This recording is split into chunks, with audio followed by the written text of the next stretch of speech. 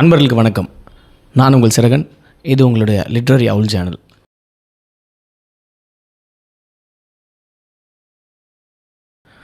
வழக்கமாக நாம் கதைகளை பார்ப்போம், அல்லது ஒரு நூல் அறிமுகத்தை பற்றி பார்ப்போம். ஸோ நான் என்னுடைய சேனலில் நான் நிறைய விஷயங்களை பேசணும் அப்படின்னு நினைப்பேன். அதில் ஒன்று ட்ராவல், ரெண்டாவது புத்தகம், மூணாவது இயற்கை. இப்போது ஒரு பறவைகள் பார்ப்பவனா ஒரு 10 ஆண்டு காலத்துக்கும் மேலாக ஒரு பேர்ட் வாட்சராக இருக்கிறதுனால இந்த சூழல் பற்றின ஒரு அனுபவம் எனக்கு கொஞ்சம் இருக்குது. நம்ம நிறைய இருக்குது அப்படின்னு நம்ம சொல்லக்கூடாது. ஏன்னா அது ஒரு கடல், மிகப்பெரியது இயற்கை, நாம் அதில் ஒரு புள்ளி. குறைந்த ஒரு அளவிலான ஒரு அறிவாவது எனக்கு இருக்குது அப்படின்னு நான் நம்புவேன், ரொம்ப ஸ்ட்ராங்காக நம்புவேன். ஏன் அப்படின்னா, பறவை பார்க்க ஆரம்பிக்கும் பொழுது கொஞ்சம் கொஞ்சமாக மரங்கள், செடிகள், அது வண்ணத்து பூச்சிகள், பாம்பு, இதர உயிரினங்கள், இது எல்லாத்த பற்றின ஒரு பரந்துபட்ட ஒரு அறிவு வர ஆரம்பிக்கும். நமக்கு வரணும், வந்தால் தான் நம்ம ஒரு பேர்ட் வாட்சராக இருக்க முடியும்.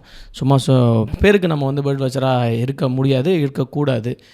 இயற்கை குறித்தான எல்லா பார்வைகளும் நமக்கு இருக்கணும். அப்போது நான் பேர்ட் வாட்சிங்கில் ஓரளவுக்கு இந்த இயற்கை குறித்தான ஒரு புரிதல் வரும்போது எனக்கு தோணுன விஷயம் என்ன அப்படின்னா, நோயிங் இஸ் அவேர்னஸ் அப்படிங்கிறது தான் நான் ரொம்ப ஸ்ட்ராங்கரான ஒரு வார்த்தையாக நான் மனசில் எப்பவுமே வச்சுருக்கேன். அப்போது ஒன்றத்தை பற்றி இன்றைக்கி நாம் ஒரு விழிப்புணர்வு ஏற்படுத்தணும் அப்படின்னா, முதல்ல அது குறித்தான தகவல்களை தெரிஞ்சுக்கிறதுன்றது தான் மிகப்பெரிய ஒரு விழிப்புணர்வு அப்படின்னு நான் நினைப்பேன். அப்போது இன்றைக்கி இந்தியாவில், உலகம் முழுக்க இன்றைக்கி சூழலியலினுடைய சீர்கேடு என்பது ரொம்ப பெரிய ஒரு பேசு பொருளாக இருக்குது. இன்றைக்கி காலநிலை மாற்றமெல்லாம் ஒரு மிகப்பெரிய பிரச்சனையாக போயிட்டுருக்கு.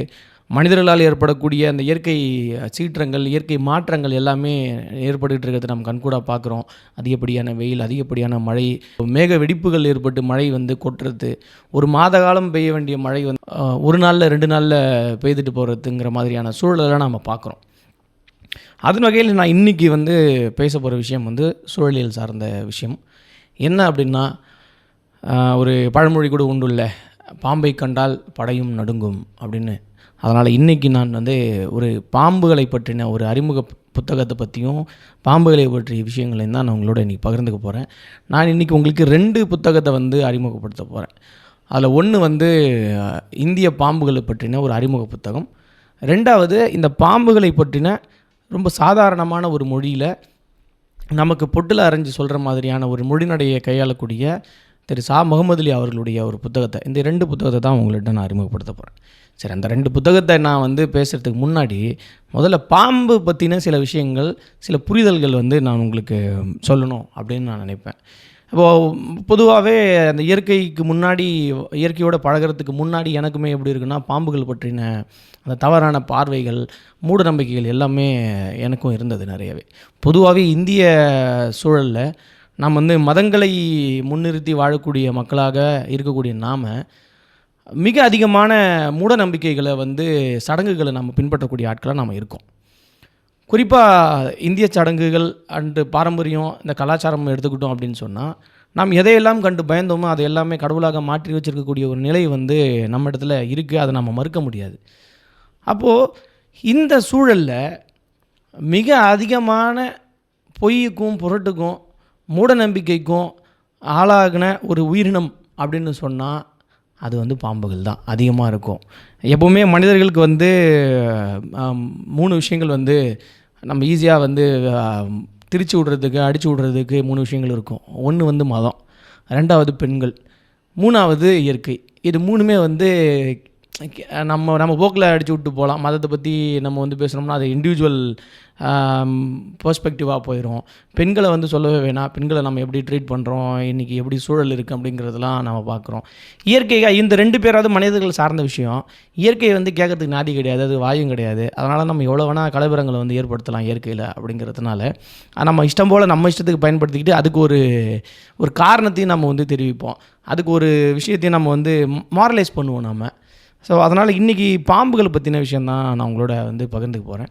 ஸோ என்ன பாம்புகள், என்ன பாம்புகள் அப்படின்னு எடுத்துக்கிட்டிங்கன்னா, பாம்புகள்லாம் பார்த்திங்க அப்படின்னா குரங்கினங்கள் தோன்றுவதற்கு முன்பாக உருவான உயிரினங்கள் அப்படின்னு அறிவியலாளர்கள் சொல்கிறாங்க. அப்போ இன்றைக்கி பார்க்கக்கூடிய பல்லி, முதலை, பாம்பு, கீரி, இந்த மாதிரியான உயிரினங்களில் இந்த ஊர்வன வகைகளில் நாம் பிரித்து வச்சுருக்கோம். இந்த உருவன வகையில் பாம்புகள் பார்த்திங்கன்னா கிட்டத்தட்ட உலகம் முழுக்க ஒரு 3000 இனங்களுக்கு மேலாக இருக்கிறது. இந்தியாவில் ஒரு 300 வகைகளுக்கு மேலான பாம்புகள் இருக்கிறதும் நம்ம பார்க்குறோம். அப்போ எல்லா பாம்புகளும் நச்சு பாம்புகளா அப்படின்னு சொன்னோம்னா, எல்லா பாம்புகளும் நஞ்சு இருக்கிற பாம்பு இல்லை, நஞ்சற்ற பாம்புகள் தான் பெரும்பாலும். ஒட்டுமொத்த இதில் ஒரு 25% வந்து நஞ்சுள்ள பாம்புகள் இருக்கும். பட் ஆனால் பொதுவாகவே என்ன நமக்கு பார்வை இருக்குது, பாம்புகள்னாலே பார்த்தாலே டபக்குன்னு அடிச்சிடணும், கொன்றணும், அல்லது தெய்வமாக வணங்கணும் அப்படிங்கிற இந்த 2 நிலைகளில் தான் நாம் வந்து இருக்கிறோம். அப்போது ஒரு அடிப்படையான ஒரு புரிதல் வந்து நமக்கு பாம்புகளை பற்றி இல்லை அப்படிங்கிறது தான் முக்கியமான விஷயம். நிறைய இன்ஸ்டாகிராமில் கூட நிறைய பார்க்கும்பொழுது இந்த வைல்டு நாக்டர்னல்னு ஒரு பேஜ் ஒருத்தர் பண்ணுறாரு, பாம்புகளை பற்றின நிறைய விழிப்புணர்வுகள் வந்து பண்ணுறாரு. பார்த்தா ரொம்ப சூப்பராக வந்து பண்ணிகிட்ருக்காங்க. ஸோ இதை போல் விஷயங்கள் செய்கிறாங்க, நிறைய பேர் செய்கிறாங்க. நான் எக்ஸாம்பிள் சொன்னவர் இதை போல் எக்கச்சக்கமான பேர் பண்ணுறாங்க. அப்படி இருந்துமே நம்முடைய பொது புத்தி எப்படி இருக்குது அப்படின்னு சொன்னால், ஒரு சினிமாவில் அல்லது ஒரு நாடகத்தில் ஒரு பாம்பு நாகமணி கக்கும், இத்தனை ஆண்டுகள் உயிர் வாழ்ந்தோம் அப்படின்னு சொன்னால், ஒரு 100 ஆண்டுகள் ஒரு நாகம் உயிர் வாழ்ந்தால் அது நாகமணி கக்கும் அப்படின்னு சொல்லுவோம். ஒரு பாம்பினுடைய சராசரியான ஆயுட்காலம் எவ்வளவு அப்படின்னு நீங்கள் வந்து ஜஸ்ட் கூகுள் பண்ணி பாருங்கள். ஒரு 20 ஆண்டுகள் இருக்கும். அதிகபட்சமாக போனால் ஒரு 27-30 ஆண்டுகள் வாழக்கூடிய ஒரு உயிரினம் எப்படி 100 ஆண்டுகள் வாழும்? வாய்ப்பு எப்படி இருக்குது? ஆக நாம் எப்போதுமே அறிவியல் ரீதியாக இயற்கையை நாம் அணுகிறது தான் சரியான முறையாக இருக்கும். நாம் வந்து நமக்கு ஏற்ற மாதிரி நம்மளுடைய மதங்களுக்கு ஏற்ற மாதிரி அதை மாற்றிக்கிட்டோம் அப்படின்னு சொன்னால், அதை நம்ம வந்து புனிதப்படுத்திக்கிட்டே இருப்போம். அல்லது வந்து அது ஒரு எதிரான ஒரு நிலையில் வச்சு பார்ப்போம். இது 2 நிலையில் வச்சு நம்ம பார்க்கும்பொழுது நமக்கு இந்த பகுத்தறிய சிந்தனை இல்லாமல் போயிடும். அப்போது உலகம் முழுக்க இருக்கக்கூடிய பாம்புகள் இந்த 10 சென்டிமீட்டர்லேருந்து 10 மீட்டர் அளவிலான இப்படியான இந்த பாம்பு உயிரினங்கள் பார்க்க நல்ல ஒரு உருளையான ஒரு வடிவத்தில் இருக்கக்கூடிய இந்த பாம்புகள் நிறைய பேருக்கு அருவருக்கக்கூடிய ஒரு விஷயமாக இருக்கும். ஏன் பெரும்பாலான பாம்புகளை பார்த்து நம்ம பயப்படுறோம் அப்படின்னு சொன்னால், அதனுடைய விஷம். அப்போது அந்த விஷத்தை பார்த்து நாம் எல்லா பாம்புகளும் ஒரே பாம்பு அப்படின்னு நம்ம நினச்சிக்கிறோம். அதே போல் பாம்புகள் மேலான கட்டமைக்கக்கூடிய மூட நம்பிக்கைகள், பாம்பு வந்து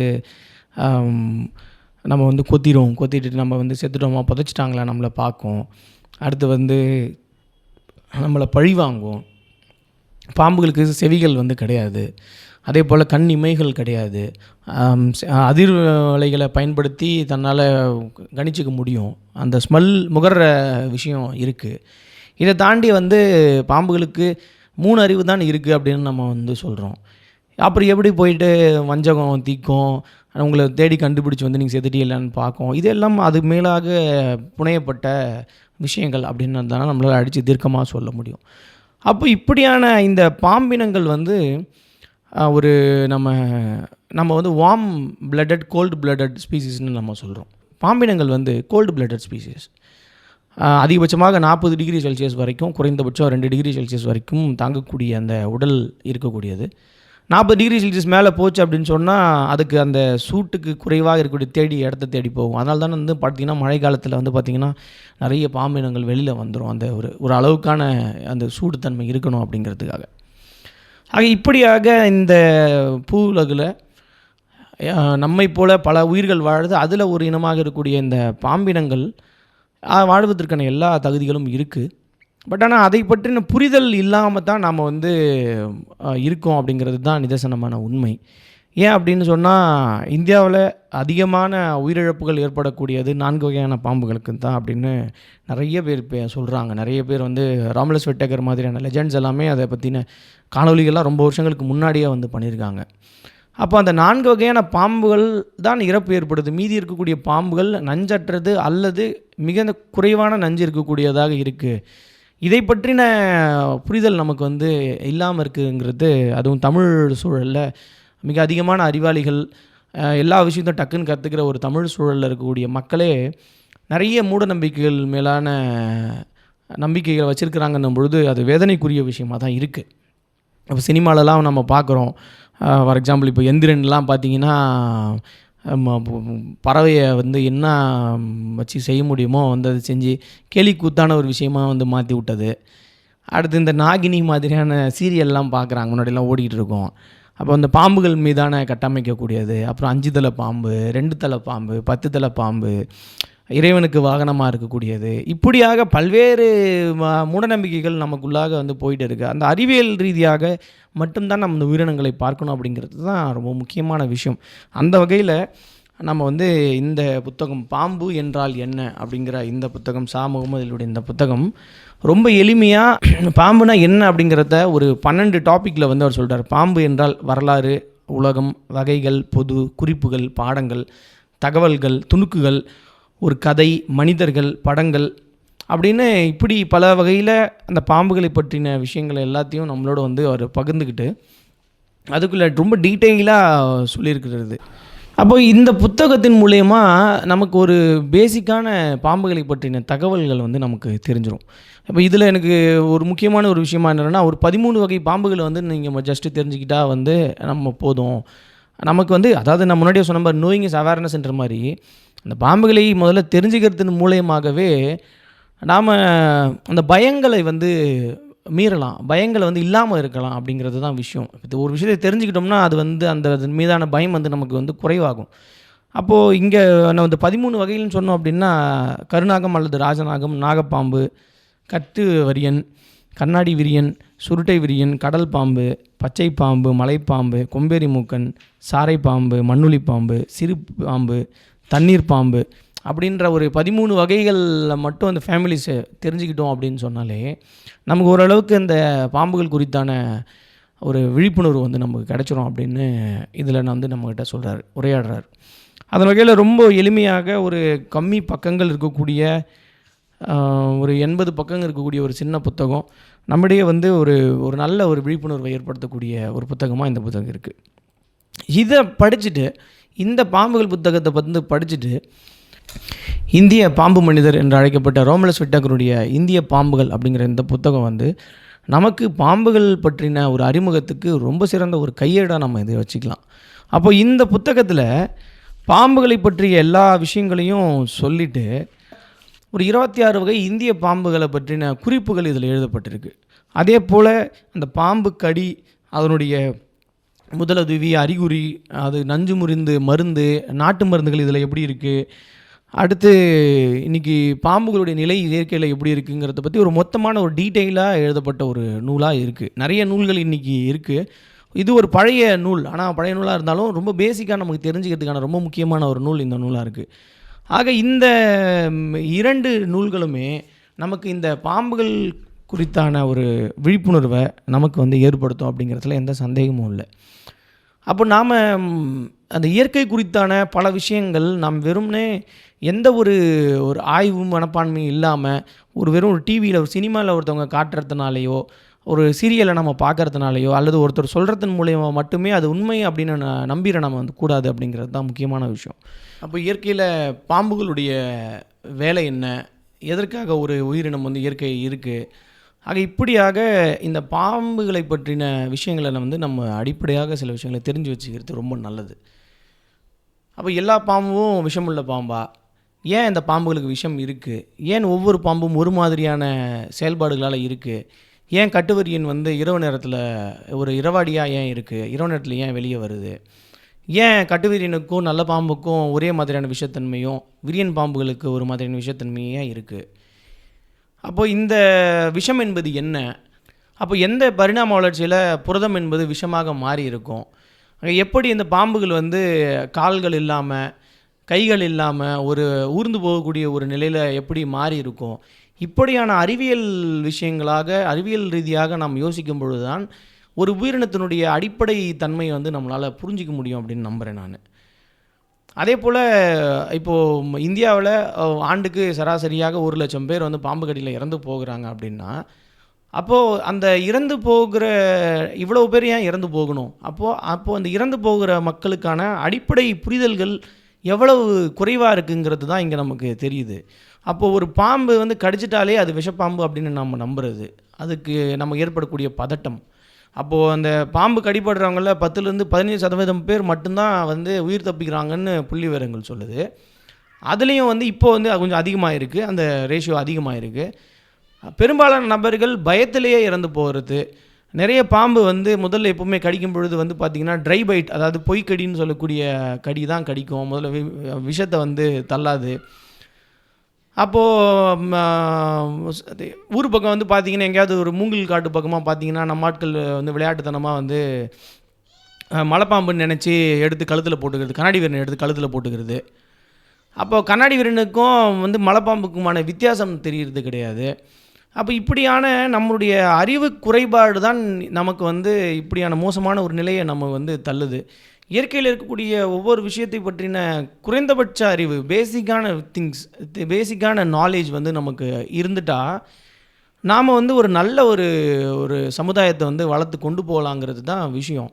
அப்போ அந்த குறைந்தபட்ச அறிவு கூட நம்ம இல்லாமல் தவிர்க்கிறது வந்து நம்மையும் வந்து சீரழிக்கும், அடுத்து வரக்கூடிய ஒரு ஜென்ரேஷனையும் சீரழிக்குங்கிறது நம்ம கண்கூடாக பார்க்குற ஒரு விஷயமா இருக்குது. அதனால தான் இன்றைக்கி நம்ம வந்து பாம்பு வந்து நாகமணி கக்கும் அப்படின்னு சொல்கிறது ஆக இருக்கட்டும், அடுத்து வந்து அது வந்து ஒரு கடவுளாக நம்ம வந்து நினச்சி வழிபடுறதா இருக்கட்டும், 5 தலை இருக்குது 10 தலை இருக்குதுன்னு சொல்கிறதா இருக்கட்டும், இது எல்லாமே நம்மளுடைய அறிவு குறைபாடினுடைய ஒரு தன்மை தான் அப்படின்னு தான் நான் நினைக்கிறேன். அப்போ நம்ம பொதுவாக யோசித்து பார்க்கணும். இப்போ அந்த பாம்பு வந்து மகுடி ஊதுனா வந்து ஆடும் அப்படின்னு. பாம்புக்கு காது இல்லை, அது எப்படி மகுடி ஊதுனா அதுக்கு எப்படி கேட்கும்? அந்த மகுடியினுடைய மூமெண்ட்டை பார்த்துட்டு அந்த ஃபாலோ பண்ணுறது தான் அந்த பாம்பு. அந்த ஓசையை கேட்டுலாம் வந்து அது ஒன்றும் ஆடலை. அடுத்து வந்து கொம்பேரி மூக்கன் வந்து கடிச்சிருச்சுன்னா அவன் இறந்து போயிட்டார், அவரை வந்து புதைக்கிற வரைக்கும் இருந்து பார்ப்பாங்க. அது அவங்களை புதைச்சதுக்கு அப்புறமா தான் அந்த இடத்த விட்டு காலி பண்ணி போகுங்கிறதுலாம் வந்து ஒரு பியோர் மூடநம்பிக்கையினுடைய உருட்டினுடைய ஒரு ஃபார்மு. எப்படி வந்து ஒருத்தனை கடிச்சு முதல்ல கொம்பேரி மூக்கனுக்கான எவ்வளவு விஷம் இருக்குது, விஷத்தன்மை உள்ள பாம்பா அப்படிங்கிற ஒரு குறைந்தபட்ச ஒரு அறிவு வந்து நமக்கு இருந்தோம்னா கூட யோசித்து பார்த்தோம்னா அது ஃபேக் அப்படிங்கிறத நமக்கு தெரிஞ்சிடும். பச்சை பாம்பு கண்ணை கொத்திரும் அப்படின்னு எத்தனை பச்சை பாம்புகள் மனிதர்களுடைய கண்ணை வந்து கொத்திருக்கு அப்படிங்கிற ஒரு டேட்டாவை எடுத்து நம்ம பார்த்தோம்னாலே நமக்கு தெரிஞ்சிடும் இது எல்லாமே ஒரு உருட்டு அப்படின்னு. ஆக இப்படியாக அந்த பாம்புகள் மீதான ஒரு மூடநம்பிக்கை தன்மை வந்து நமக்குள்ளே பரவேறுகிறது. அது நல்லதுக்கு இல்லை. ஆக நாம் பண்ணுறது மட்டும் இல்லாமல் நமக்கு அது அப்படியே வழி வழியாக நம்ம அடுத்தடுத்த ஜென்ரேஷனுக்கு அது அப்படியே கொண்டு போயிட்டே இருக்கும். இப்போ டிவியில் வந்து ஒரு மகுடி ஊதுற சவுண்டு கேட்டு ஒன்று பண்ணுறோன்னா ஆட்டோமேட்டிக்காக போய் டிவியில் மியூட் பண்ணுறோம். ஏன்னா அதை கேட்டுட்டு பாம்பு வந்துடும். அதை கேட்டு எப்படி பாம்பு வரும்? பாம்புக்கு முதல்ல காது இருக்கா அப்படிங்கிறது நமக்கு ஒரு கேள்வி இருக்குல்ல, அதுக்கு எப்படி கேட்கும் முதல்ல? ஆக இப்படியான பல்வேறான விஷயங்கள் நம் சமூகத்தில் இருக்குது. ஆக இது குறித்து நம்ம வந்து நிறைய உரையாடணும், அது குறித்து நம்ம வந்து தெரிஞ்சுக்கணும். அப்போது தெரிஞ்சுக்கிறது தான் விழிப்புணர்வு அப்படிங்கிறத நீங்களும் மனசில் வைக்கணும். ஸோ இதுதான் இந்த புத்தகத்தையும் இந்த புத்தகம் சார்ந்த சில விஷயங்களை பேசணும் அப்படின்னு நினச்சது. முழுக்க இணையத்தில் சொல்லப்படக்கூடிய விஷயங்கள் எல்லாமே உண்மை இல்லை அப்படின்றத தெரிஞ்சுக்க முடியும். இப்போது ஒரு குரூப் வந்து இருக்குது, காடுகள் அப்படின்னு ஒரு குரூப் இருக்குதுன்னு வச்சுங்களேன். ஒருத்தர் ஒரு பாம்பை எடுத்து ஃபோட்டோ போகிறாருன்னா அது குறித்து எனக்கு நாலேஜே இல்லைன்னா அதை பற்றி நான் பேசாமல் இருக்கிறது தான் மரியாதை. இப்போது எனக்கு ஒரு விஷயம், இப்போ எனக்கு ஒரு பறவைகளை பற்றி எனக்கு நல்லா தெரியும்னா நான் சொல்லலாம், இது அப்படின்னு நான் சொல்லலாம். எனக்கு எதுக்குமே தெரியாது, நான் வந்து கூகுள் யூனிவர்சிட்டியில் படித்தவன், நான் வந்து அந்த ஃபோட்டோ எடுத்து போட்டு இதுதான் அப்படின்னு ஒரு முடிவுக்கு எப்படி நம்மளால் வர முடியும்? இப்போ நாம் வந்து ஒரு 10-12 வருஷத்துக்கு மேலே பறவைகள் ரீதியாக ஏதோ ஒரு வகையில் ஆய்வு மனப்பான்மையில் நம்ம சுற்றுறோன்னா நமக்கு அது தெரியும். இப்போ அதே போல் பாம்புகள் ரீதியாக செயல்படுறவங்களுக்கு தான் அது தெரியும். இப்போ ஜஸ்ட் இவங்க போய்ட்டு அந்த ஃபோட்டோவை எடுத்து வச்சுட்டு நீங்கள் போய் கூகுளில் சர்ச் பண்ணி கூகுள் யூனிவர்சிட்டியில் தெரிஞ்சுட்டு வந்து இதுதான் அப்படின்னு. இப்போ ஒரு மலைப்பாம்புக்கும் கண்ணாடி விரியனும் பார்க்க ஒரே மாதிரி இருக்கிறதுனால ஒரு மலைப்பாம்பை வந்து கண்ணாடி விரியன் சொல்கிறதும் ஒரு கண்ணாடி விரியனை மலைப்பாம்புன்னு சொல்லி எடுத்து கழுத்தில் சுற்றிக்க முடியுமா? முடியாது இல்லை. ஆக இன்றைக்கி வந்து நீங்கள் தீர்க்கமாக ஒரு நல்ல ஒரு நாலேஜ் இருக்கிறவங்களுக்கு தவிர்த்து மீதி இருக்கிறவங்க சொல்கிறது எல்லாத்தையும் நீங்கள் வந்து கேட்கக்கூடாது, தவிர்க்கணும் அப்படிங்கிறது தான் ரொம்ப முக்கியம். எதை நாம் செய்யணும் அப்படிங்கிறத விட எதை செய்யக்கூடாது அப்படிங்கிறதுல ரொம்ப பெரிய ஸ்ட்ராங்கராக நாம் வந்து இருக்கணும் அப்படிங்கிறது. அதே போல் இந்த கட்டுவரியனுக்கும் ஓலைப்பாம்புக்கும் ரெண்டுத்துக்கும் ஒன்று அப்படின்னு சொல்லி நம்ம ஊர் பக்கம் இப்போ நகரங்கள்லாம் எடுத்துக்கிட்டிங்கன்னா பாம்பு பற்றிலாம் அவங்களுக்கு தெரியாது. அப்போ திடீர்னு ஒரு ஓலைப்பாம்பு பார்த்தோன்னா அது வந்து கட்டுவிரியன் வாங்க. அதுக்கு முதல்ல கட்டுவிரியனே இல்லை, கட்டுவரியன் அப்படிங்கிறத புரிஞ்சிக்கணும். அதுவே நமக்கு தெரியல, அதை பார்த்த உடனே ஒரு சாதாரணமான ஒரு ஓலைப்பாம்பு எடுத்து வந்து நம்ம அந்த வேற ஒரு பாம்பாக நினச்சி நம்ம வந்து ட்ரீட் பண்ணுறது ரொம்ப மோசம். இப்படி ஒரு சம்பவம் வந்து என்ன அப்படின்னா, ஒரு வேளையாக அரசு மருத்துவமனை போயிருக்கும் பொழுது ஒரு பாம்பு கடி ஏற்பட்டு ஒரு நபர் வந்து நின்றுருக்கிறாரு எமர்ஜென்சி வார்டில். அவர் என்ன பண்ணுறாருன்னா, அவர் ஒரு பாம்பு கையில் வந்து கடிச்சிருச்சு. ரொம்ப நேரமாக நிற்கிறாரு. நான் போயிட்டு என்னங்க அப்படின்னு கேட்குறேன். பாம்பு கடிச்சிருச்சிங்க அப்படின்னு. என்ன பாம்புங்க அப்படின்னு சொல்லி ஒரு பிளாஸ்டிக் கவர் காட்டுறாரு. அந்த பிளாஸ்டிக் கவரில் துண்டாக அடித்து அந்த பாம்பு கொண்டு வந்துடுறாரு. அது ஒரு சாதாரணமான ஒரு ஓலைப்பாம்பு. அந்த பாம்பு கடித்து நிற்கிறாரு. இந்த பாம்பு கடிச்சிச்சிங்களா? எவ்வளோ நேரங்க ஆகுது? ஒரு 3/4 மணி நேரம் இருக்குங்க. Okay, okay. அப்போது அந்த டாக்டர் என்ன பண்ணுறாங்க அப்படின்னா, அது அது என்ன பாம்பு அப்படின்னே அவங்க பார்க்கல. அந்த பாம்பை பற்றி அவங்களுக்கு தெரியுமான்னே முதல்ல எனக்கு தெரியல. ஒரு பெரிய சந்தேகம். நானும் அது நின்று பார்த்துக்கிட்டே இருக்கேன். ரொம்ப நேரமாக பார்த்துக்கிட்டே இருக்கேன். அவங்க வந்து அவங்களுக்கு வந்து அடுத்து ஆன்டிவெனம் போடுறதுக்காக பற்றி பேசிக்கிட்டு இருக்கிறாங்க, கன்சல்ட் பண்ணிகிட்டு இருக்காங்க. அப்போ அது என்ன பாம்பு அப்படிங்கிறதையே முதல்ல அவங்களுக்கு ஐடென்டிஃபை பண்ணாங்களா? அவங்களுக்கு அது தெரியுமான்னே தெரியல டாக்டர்ஸுக்கு. அப்போது இது குறித்தான ஒரு நல்ல படித்த ஒரு நபர்களுக்கே இப்படியான ஒரு சந்தேகம்லாம் இருக்கும் பொழுது, அவர்களுக்கே விழிப்புணர்வு போதுமான விழிப்புணர்வு இல்லைன்ற பொழுது, சாதாரண மக்களுக்கு எப்படி இருக்கும்? ஆக நாம் வந்து இது குறித்தா மேலே நிறைய தெரிஞ்சுக்கணும். இயற்கையை தெரிஞ்சுக்கிட்டு நம்ம அணுகணும். மூடநம்பிக்கைகளின் அடிப்படையில், சடங்குகளின் அடிப்படையில் இயற்கையை அணுகக்கூடாது. இயற்கை வந்து ஈவு இரக்கமற்றது. அதை நம்ம வந்து தெளிவாக புரிஞ்சுக்கணும். அப்போ இயற்கை என்பது தெரிஞ்சுக்கிறது தான். தெரிஞ்சுக்கிறதன் மூலயமாக மட்டும்தான் இயற்கையை உங்களால் நெருங்கி போக முடியும். அதன் வகையில் இந்த பாம்புகளை பற்றி தெரிந்து கொள்வதும் இயற்கையினுடைய ஒரு அங்கம் அப்படின்னு நான் சொல்லி இந்த வீடியோ இதோட முடிச்சுக்கிறேன். ஸோ வாய்ப்பு இருக்கிறவங்க இந்த 2 புத்தகங்களும் வாங்கி வாசித்து பாருங்கள். ஆல்ரெடி வாசிச்சிருந்தீங்கன்னா கமெண்ட் பண்ணுங்கள். மீண்டும் வேறு ஒரு வீடியோவில் சந்திப்போம். நன்றி.